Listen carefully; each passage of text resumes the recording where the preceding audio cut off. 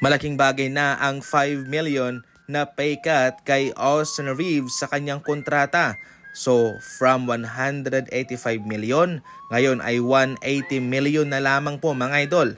Pero malaki pa rin yan, nabawasan lang ng 5 milyon. Gumagasta pa rin po na lagpas sa kanilang cap space ang Los Angeles Lakers. So definitely, hindi po yun nakaapekto sa kanilang cap space, yung 5 million.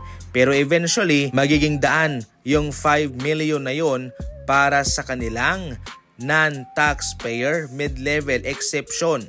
Dahil doon, pwedeng maka-offer ang Los Angeles Lakers ng 15 million to 16 million na sasahurin ng isang free agent na hindi makakaapekto sa kanila dahil doon sa 5 million na yon na Reeves. Ulitin ko, hindi po makakaapekto sa cap space ng Lakers yon. Pero nakaapekto yon sa kanilang flexibility sa mid-level exception.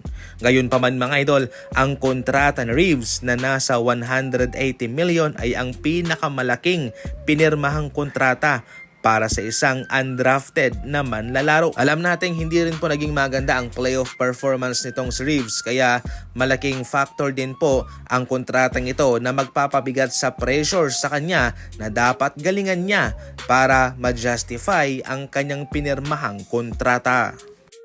Naharap naman sa ngayon sa issue itong kontrata ni Gary Trent Jr. sa Milwaukee Bucks at posibleng imbestigahan ng NBA.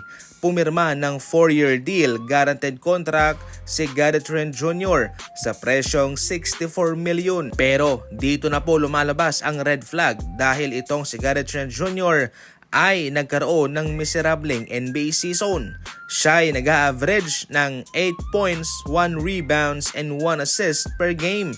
Yung kanyang shooting, 38% sa field and 36% naman sa 3-point line. Sa madaling salita, hindi angkop ang kanyang natanggap na kontrata sa Milwaukee Bucks base lamang sa kanyang mga numerong kinakamada sa nagdaang NBA season. Batay lamang po sa NBA, ang mga ganyang stats ay sumasahod lamang ng veteran minimum contract. Pero itong si Gary Trent Jr. mayroong guaranteed na 16 million kada season. Batay lamang din po sa kanyang mga nagdaang kontrata sa 2024-25 NBA season, 2.6 million sa loob ng isang taon.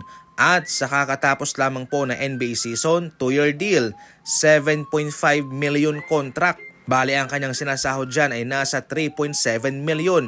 Pero ngayon, 64 million ang itinaas. 16 million per season ang kanyang sasahurin. Sa ngayon mga idol, pinangangambahan na nagkaroon ng under the table transaction sa dalawang koponan. Kung baga, sige, pipirma ka ng ganitong kaliit na kontrata para mayroon kaming flexibility sa aming budget.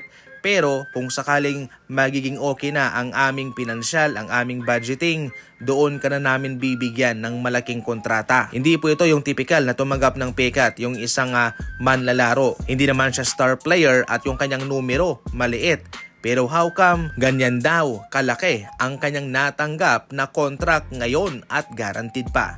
Sa ngayon mga idol, pinangangambahan na posible itong imbestigahan ng NBA at malalagot ang sinumang mapapatunayang nagkasala.